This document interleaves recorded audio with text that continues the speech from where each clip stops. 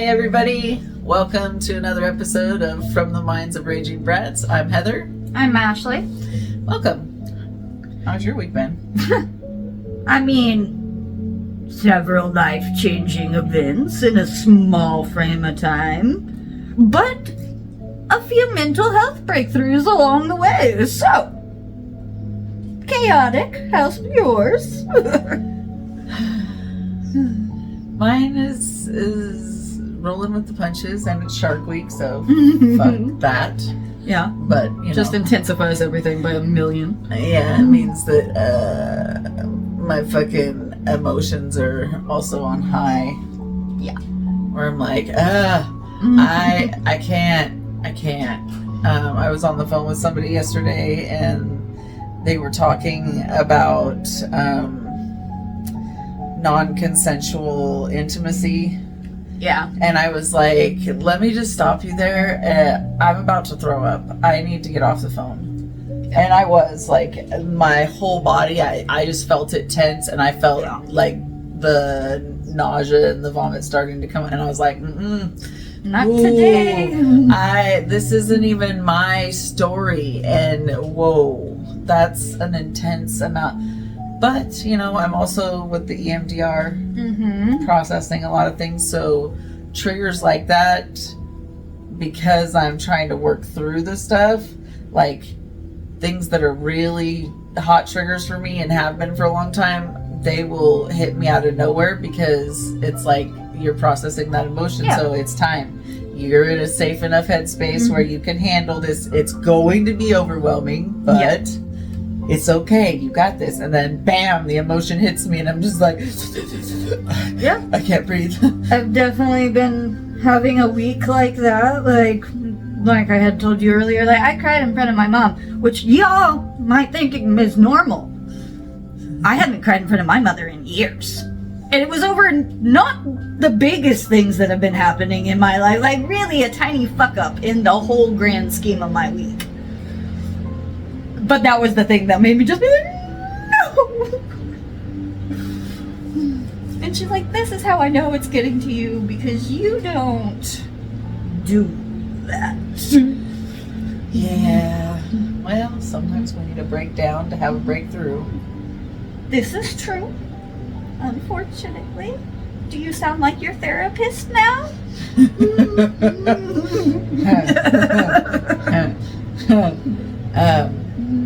I took an IQ test this last week. Oh, yeah? Yeah.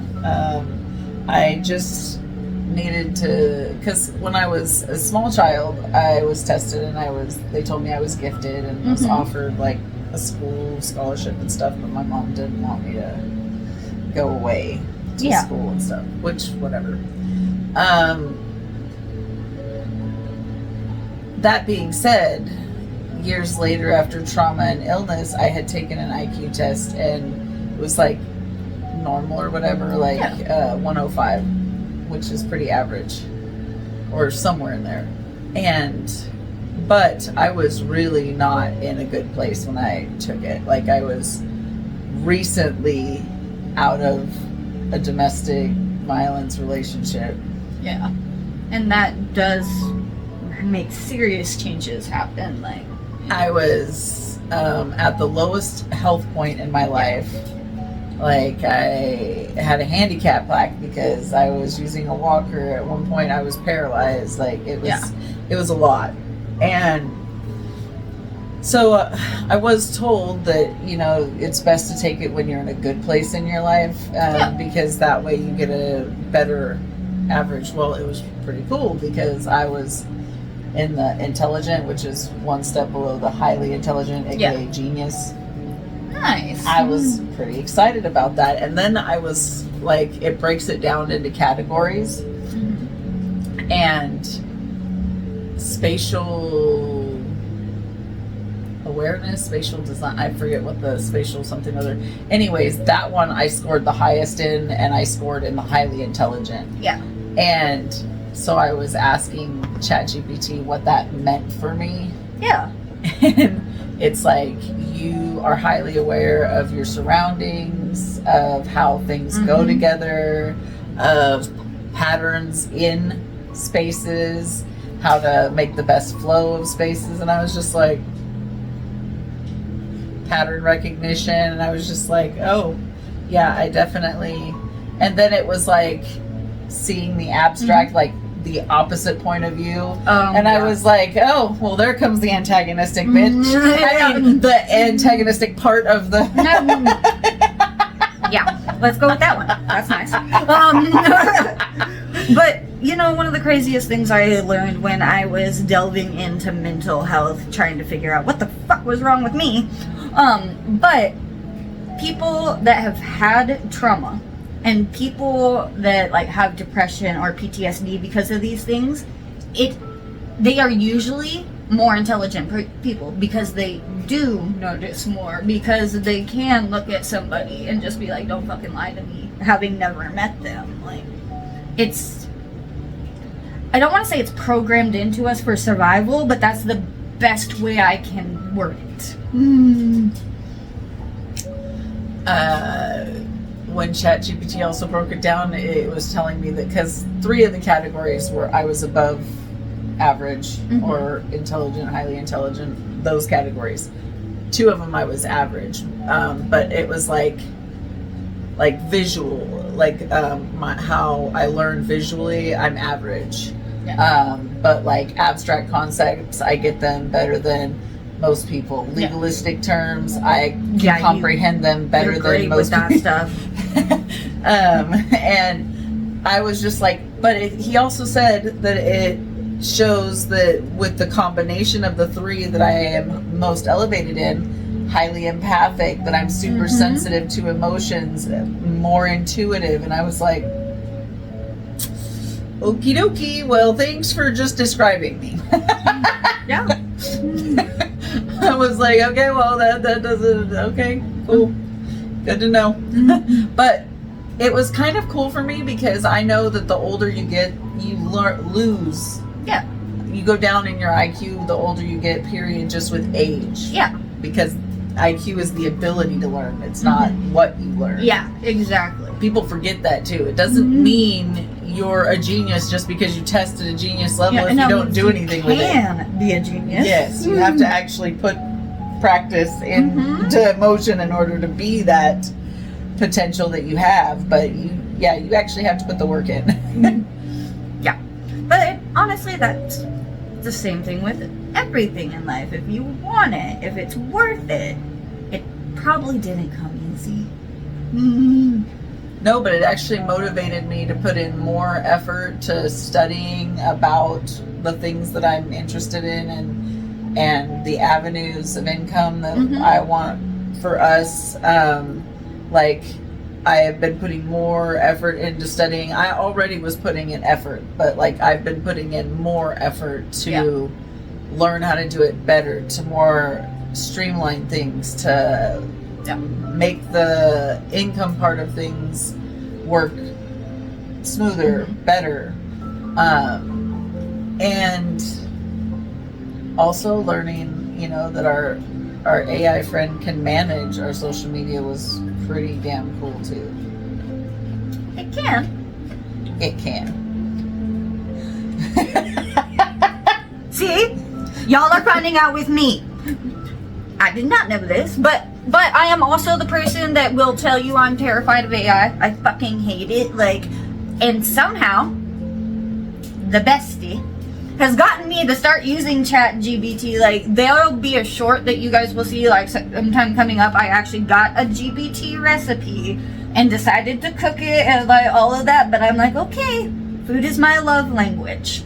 If you can make me good food, we can be friends. And I literally typed this in and it's like, okay, let's be friends. What do you have in your pantry? Yeah, my daughter-in-law also told me that you can tell ChatGPT, I have $100 to go grocery shopping at this store. Make me a food list and a grocery list that fits my budget for the week. And it will plan out every meal and the groceries, and it will be within your $100 budget. I'm gonna have to use that because I'm gonna have I know, I told her what? And she goes, yeah, you can use it for any store. She goes, any store. Tell her you're going to Walmart. It'll look up the prices for that Walmart that you're going to, and it will give you a cart. And I was like, that is gonna be a lifesaver. That will save me a lot of money, because I won't lie, like, I don't have very many subscriptions to things. Like, I pay for YouTube because they ain't gonna interrupt my music. I pay for Prime because the few things I do order, Come from Amazon. yeah, like, and I want them there within days, not weeks. Fuck you, Temu. But I like you, Temu. I'm waiting for my first order. I guess I shouldn't say anything before I look at this stuff. Oh, I've gotten lots of stuff from Temu. But I don't spend a lot of money on things. But the number one thing I spend money on, a ridiculous amount, is my food. I like good food, and I like a lot of it. Like, all my neighbors know me because I also can't cook for 3 or 4 people. It's always for like 10. So I'm like, hi, do you like gumbo? I have homemade gumbo. There you go.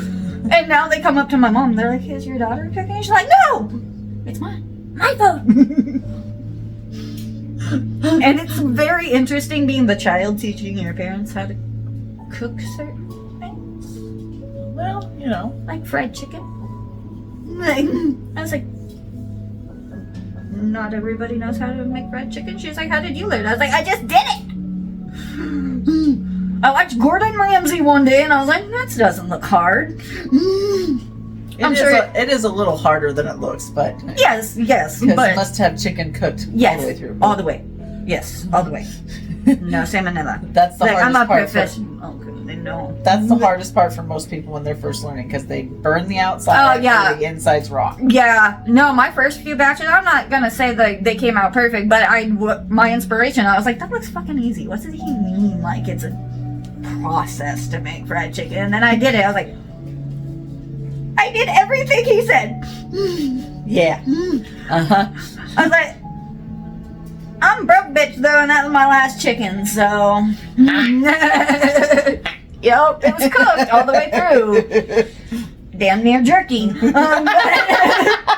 We've all been there. We've all been there. That's like when people are like, how did you learn how to go? Trial and error. Yeah, like when you and I started hanging out, I was like, how did you learn to do your makeup? She's like, sat in the mirror, stared at myself, like, and just, she's like, but it's makeup, it washes off, it's easy. Like, if you want to learn, just Do it. realize that it's not going to be perfect in the first few times, but you can do it again and again and again. Like, Yes. That was one of the things, the YouTube tutorials, when I would watch them, for beginners, they would say the first several months that you're gonna do your own makeup, make sure you get up a couple hours before you need to be leaving for work for the makeup. And people are like, really? But yeah, because you're gonna take your makeup off probably at least a minimum of 3 times and start fresh, and that takes a while. Yeah. And when you're first learning too, also just putting on makeup takes longer than once you get it down does. pat. It does. Like, I don't wear makeup very often, and one of the reasons is because I don't do it very often, so it does take me longer. And she knows this, I'm a very fucking impatient person. Like, if it can't be done in 5 minutes, then no. So I've learned a few things I can do in like 5-10 minutes that I really like. I feel that. Although the other day and everybody kept messaging me, oh my God, you're so beautiful. Listen, I didn't say I was ugly. I said I felt ugly. Yeah. And so I made myself feel pretty, but like I wasn't really going anywhere. I ended up going to work later that night with Damien going with me. But I had no plans to go anywhere when I got up out of bed and looked in the mirror and decided I felt ugly as fuck and I needed to do something about that. So I did a full face. Yeah. Full face usually takes me a long time. It did not take me very long. It was like an hour from start to finish. That's and not bad for you. Honestly. it was full face. I mean, it was like 3 layers of foundation, full face. Oh geez, yeah, I've never even had that done. Contoured, sculpted, highlighted, eyes, brows. The only thing I didn't do is I did not put falsies on, but that's because my own lashes are pretty great. And if I take the time to like really get the mascara all the way to the ends of my lashes, it's like, are you wearing falsies? No, just my lashes. So I did that instead of putting falsies on. And yeah, everybody kept messaging me. Oh my God, why are you feeling? What do you mean you feel it? Listen, I know I don't need makeup to look beautiful. I am beautiful, but I don't feel beautiful right now. So I needed to feel that way. So I did my makeup and now I feel beautiful. And thanks for the compliment. Can we please move along? Right? Like, I feel better. That's what matters. Yeah, it's like, why? I was like, why do I feel it? Why am I needing to justify my own feelings? Like, Habit. I was so frustrated with that. I was just like, I started getting a little bit rude, but not because I don't know. It just really upset me that people were like, I don't get to feel unpretty. Well, yeah. How does that even make sense? Right? Like, you're not in my head. Like, please shut the fuck up. Yeah, I mean, I know that I'm beautiful, and when I feel pretty again, I'm gonna look in the mirror and want this makeup to fuck off of me. Immediately. Which is what happened. I was like, I came home from work and I was like, oh my God. It's like, what? And I'm like, I can't stand having a full face of makeup on. But I also like shocked him too, because when he walked in and I was recording a video on Snapchat, I think. But he walked in and he just like, oh, Mom, you look beautiful. And then turned around and walked out. And I was like, it'd probably be like, is Mom planning on getting some while I'm here? Shit. I don't need to be here. No. No. That was too funny though. But I think it just took him by surprise because I like never wear full face. I mean, I'll do concealer and do my eyes because I love doing my eyeshadow, but that's about it. That's what I do. I like do lip gloss and then my eyeshadow usually. And Coda's gotten to the age that he realizes certain things. Like the last time I like did my makeup, I did like the eyelashes where they're all spiked and the black lipstick and like shit like that. He's like, who pissed you off? I was like, nobody. He's like, that's your revenge makeup. I was like, you pay attention to weird shit. Why don't you pay attention to the shit you're supposed to? He's like, just patterns. And my son, like, he has autism, like, so when he's like, it's a pattern, it's a fucking pattern, like, yeah. He'll be the first one to be like, do they know they're doing this? Because I do. Yep. That is a thing with autistic people, is that they can see patterns and nobody else can. Like, and Heather knows, like, my son will like watch people, and sometimes he's just like, it's like he's trying to figure out what the fuck is wrong with them in his own life. He's like, I know I'm not supposed to say shit, that's rude, but and like he has an expressive face like I do, so I can literally watch his thought patterns on his face. Yeah. Oops. yeah, he definitely got that from somewhere. I think a lot of my family's food is actually really expressive. Like, I have this line right here, and my grandma has the same line, and it's called our what the fuck line, like, because whenever we're like, it like gets deep, like hers is bad, like, but I'm like, we definitely know when she's like, what the fuck are you doing? Stop it. Mine's the eyebrow. And my grandma had that too. She was always the look of disdain with the eyebrow up. Yeah. People are like, you can always tell when you're pissed off or irritated because you're just, and I'm like, thank you, Grandma. I am not. And they're like, okay, I guess I am. Yeah, like Brandy, she used to tell me all the time, she was like, you have a customer service personality, and I do, I'm damn good at it. She's like, but your face, especially around some people, you could sound real nice and do everything in your, but your face reads, I'm going to shank you given the chance. Hi, how are you? One of my ex-best friends, the one Jess from the coast that was murdered. Yeah. She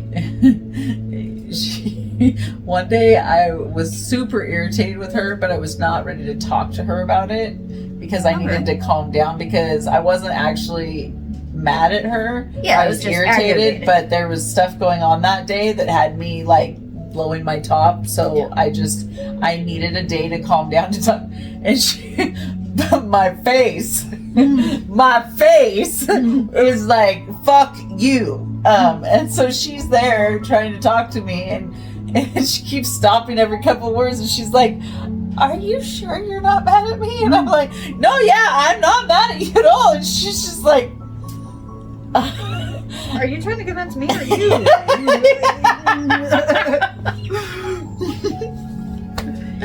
Yeah, I've definitely. I had a friend bug. Like she's like, anybody walks in this freaking park, because it was the park we were hanging out with. She's like, everyone instantly knows if you know them and if you don't like them, and you don't have to say shit. Like, it's not my fault. The park's so open and I can see all the entrances. It's really not. Oops. And honestly, like, I've been this abrasive for a long time. I don't fucking like people. There are a lot of people that I just instantly see and I'm like, fuck you. I'm the same way.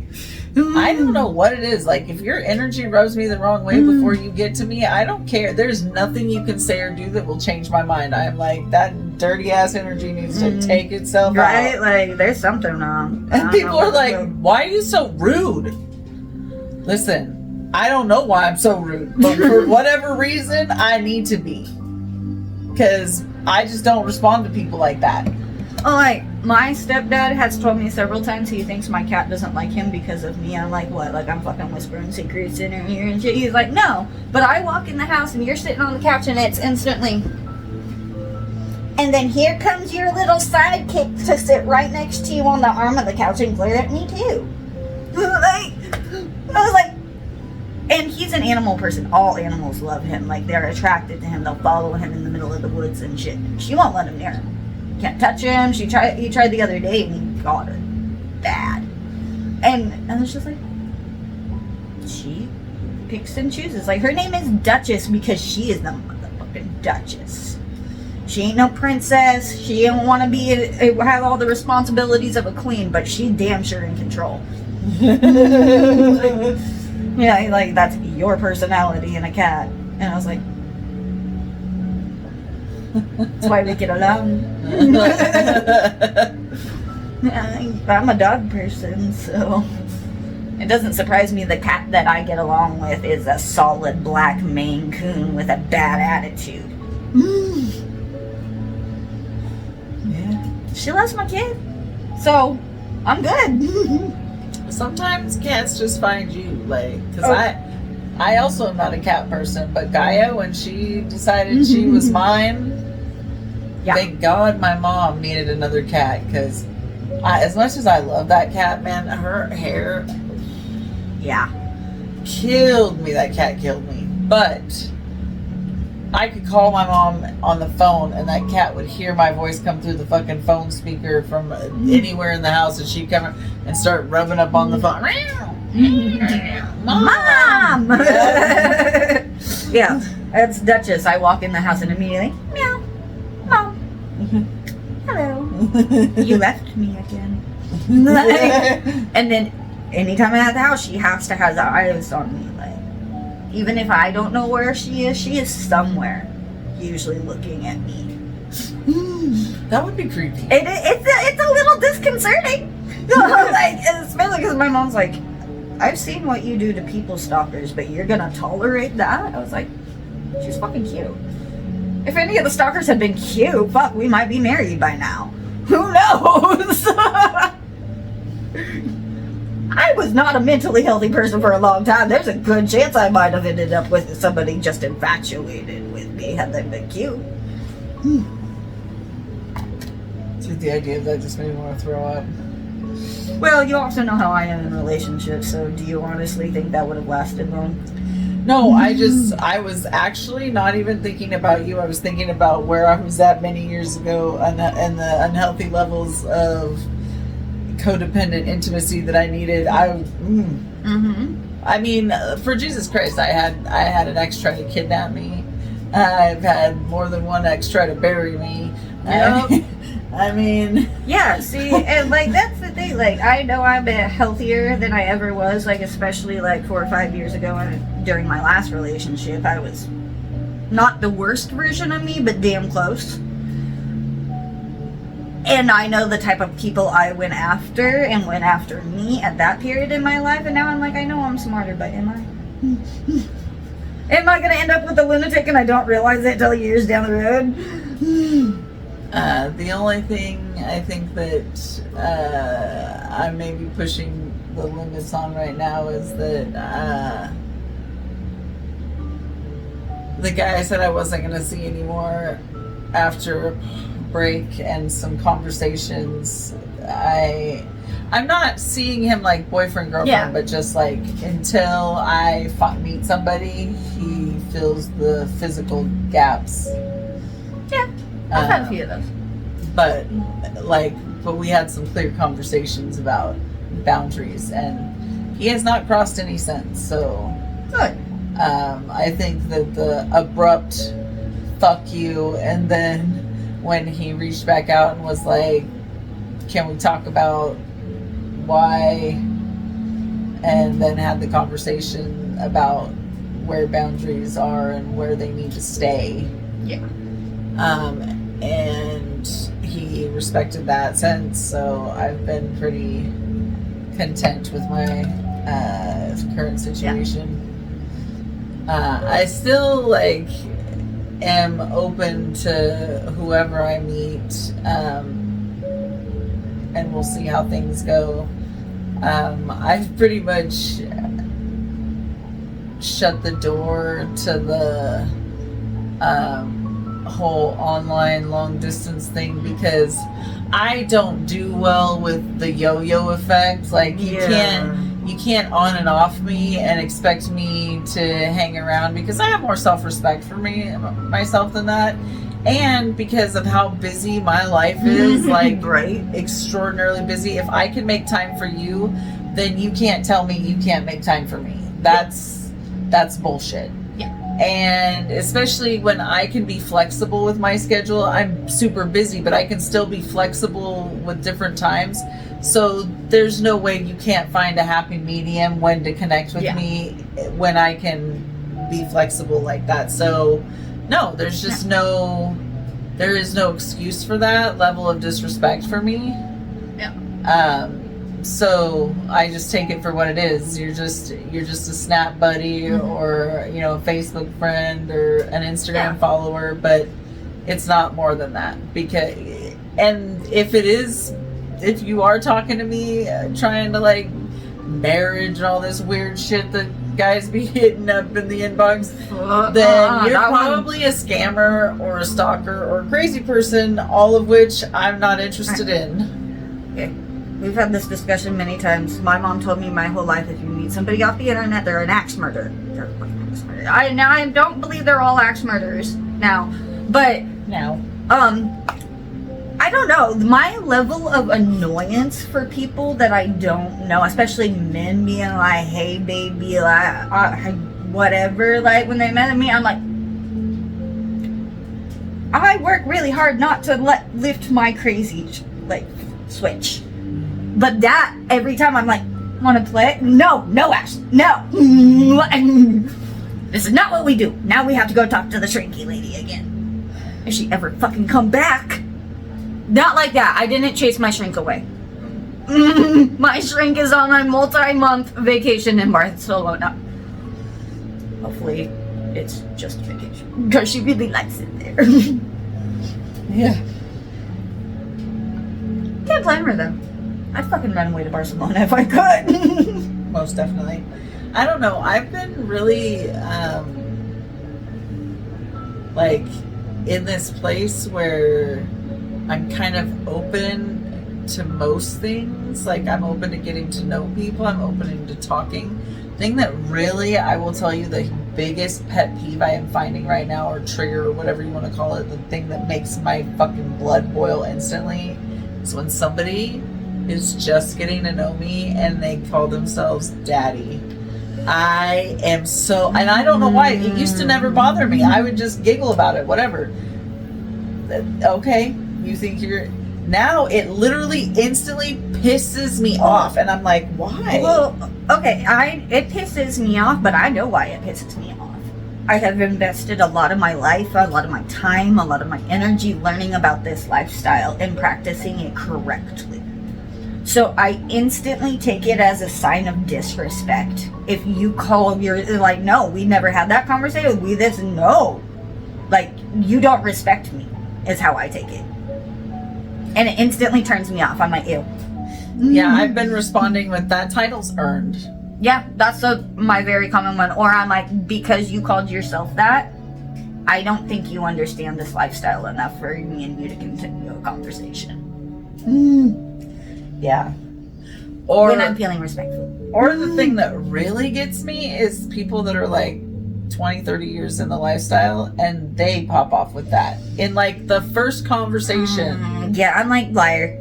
Fucking liar. Like, when that happens, I'm like, I don't believe you have that much experience if you're gonna approach our first conversation like this. Actually, it makes me sad because based on a lot of the conversations that I've had with people in this state, this lower half of this state, there are a lot of abusers that have lived the lifestyle calling themselves, but they are not. They are just abusers in the facade. Yeah. And see, that's something like, I have an honorary uncle, awesome dude, like, known him since I was a kid. We have very open discussions now that I'm an adult, like, but that is one of always his concerns. He is like, there are so many people that call themselves a dom, a daddy, a rigger, like whatever, and they're not. They just want to get their hands on somebody and hurt them and feel like it's okay because they had a title. Yeah, it really gets to me because for somebody to be in that position of a daddy or dom, like, that is a lot of power I'm giving to you. Yeah. A lot of control over what happens to me. And if you take it so lightly, like it's a joke, that you just drop those terms in your very first conversation, like you're some kind of pimp. Yeah.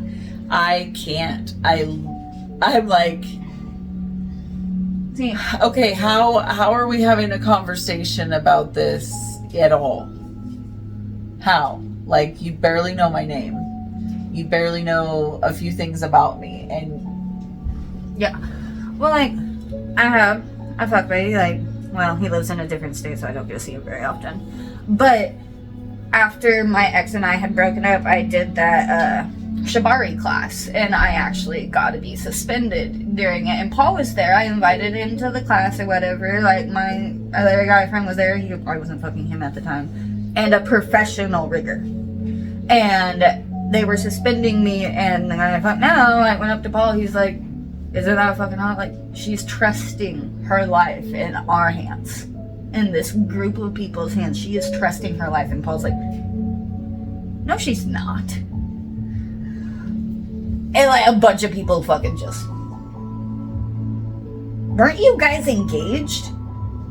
And he's like, we're not now. And they're like, she could easily die. One of those ropes like slips, does something like, or it could cut off circulation. She could lose a limb. Like, so that rope right here, because I had one across my chest and one of them could go up if we didn't tie those knots exactly right and seriously hurt her. And they're like, I don't think you understand how dangerous the things we do actually can be to these subs, to these women that, or men, that allow us to do this. Like, and it shocked me. I was like, how can you not realize that this is dangerous? Do you not see all the safety precautions we took setting up even before rope ever went on? Like,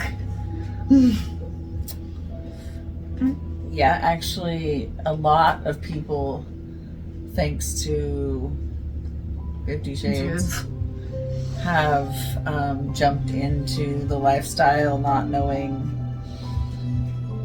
how serious a lot of the stuff is and how dangerous. Well, I think, like, especially with 50 Shades, one of the worst things they fucking did is there's a scene where he broke her boundaries and he hurt her bad, and she took him back and it was all okay. So now people are like, oh, breaking boundaries, that's just something that can be gotten over, and just because you hurt somebody like that, it's not that big of a deal. You can make life altering injuries. You can take somebody's life on an accident. Even with just caning somebody, you hit them in the wrong place, that's a permanent injury. Like, but people read it in a book and they're like, oh, that's hot, I like it. And the idea is hot, and that's okay. But you need to research, you need to learn, you need to go to people that you can verify or actually know what they're talking about. And I think that's kind of a perfect segue into what I wanted to talk about on the using like sex toys, like paddles and whatnot, to help with anxieties and stuff. It's also a good way to learn about your boundaries and what you can tolerate without sex involved or another person, like, you know, buying a paddle and then, you know, ooh, well, does that not hurt? No? Ooh, what if I do it a little bit harder? Yeah, one of the first doms I ever met, and we weren't messing around. Like, he was an amazing part of the community. He loves teaching people, just like I love teaching people. But that is one of the things he suggested. Like, in the beginning, he's like, you don't let somebody hit you until you can take your hand all the way back. Because, like, you think you like pain? Find out before you let somebody else push that limit. He's like, especially if you have had things happen, you do not know. With some people, it is physical pain. That is their trigger that sends them over the edge. You need to figure that out. Well, and if you have trauma, you should definitely be trying different places on your body, especially near areas of trauma, because oftentimes sadists can take a lot of pain, but then somebody hits barely, I mean barely, a spot where they have a trauma trigger, and all of a sudden they are broken. Yeah, and that's also something, like, you got to be very aware of. Like, I'm a sadomasochist. If you are just a masochist, you need to be very careful about the sadist or about the person that you are with, because there are people that it's not a kink, it's not a thing, it's they want to hurt somebody, and you just gave them permission. Yeah. And again, vet. But you're right, like, I've noticed, like, especially because, like, I have a flogger, and I'll sit there and, like, smack my hands with it, like, especially if I'm thinking about something or, like, I'm frustrated, I'll sit there and, like, that feeling, that it's helpful. It's like grounding, like. But if you're just learning about the lifestyle, it's a really good way to start to learn about it. Do your education before you jump into the lifestyle. There's so many books, and not like 50 Shades, but like actual how-to, like, books. There's classes too. Yeah. Most local areas have classes. You just need to get online and, you know, do some research, look around. Yeah, there are usually local communities, like, you do have to look for them, like, having people that have already been in the lifestyle to talk to, even when you're just curious about it, could save a lot of people a lot of pain. And like I said, there is nothing wrong with being curious or reading something and being like, oh my god, that sounds so hot, I want to do that. There are safe ways to go about it. There definitely are. And, like, you'll learn about yourself too, because, like, I am ever evolving in my path. Like, the more I heal, the more I open up new doorways. It's like, years ago, you couldn't put your hands around my throat. I would lose my mind because of things that had happened to me. Nowadays, I'm like, if you're not grabbing my throat, what are you doing? Yeah. And like, as you get older, you grow, you like, you know, things do change. Like, I remember when you and I very first started hanging out, like, I was pretty open about being a little, and you're like, you're a little? And I was like, oh yeah. Yeah, badass bitch will knock you out and then go home and be like, Daddy, make me food, please. Make me nuggies. Nuggies, cartoons. Just for a few hours, then I'll go back and be a fucking adult again. Yeah. Even when I didn't really identify with that side of things, the submissive or the little side, I always had a thing for bottles and pacifiers and stuffed animals. Like, I've always just been that side of a little childish in certain things, and I didn't really understand where that came into things, because especially for so many years, like, not even identifying as a switch, but just purely as a dominant. And then even when the submissive would like sneak in and somebody would be like, oh no, like you're topping from the bottom, or fuck what? No, now this is done. Like, and now I need to abuse you. Yeah. And most people like that know me, especially back then, like, they'd meet me and they'd be like, oh, she's a dominatrix. She definitely got people chained up in her basement and she's the one in control. And I'd be like, no. See, all this control out here, I don't want any of it when I go home. I don't. Well, not if you're a man. I will never sub to a woman. I could be equal. And then how, like I said, but I could never like be somebody's a female's permanent sub. Yeah, I don't foresee that. Honestly, I still, at the end of the day, as much as I am very much in this, I need definitely a monogamous connection, at least for a prolonged period of time. I still see myself at the end of my life in a pod, in a polycule pod. Like, I don't know. We'll see where it goes, where life takes me, but...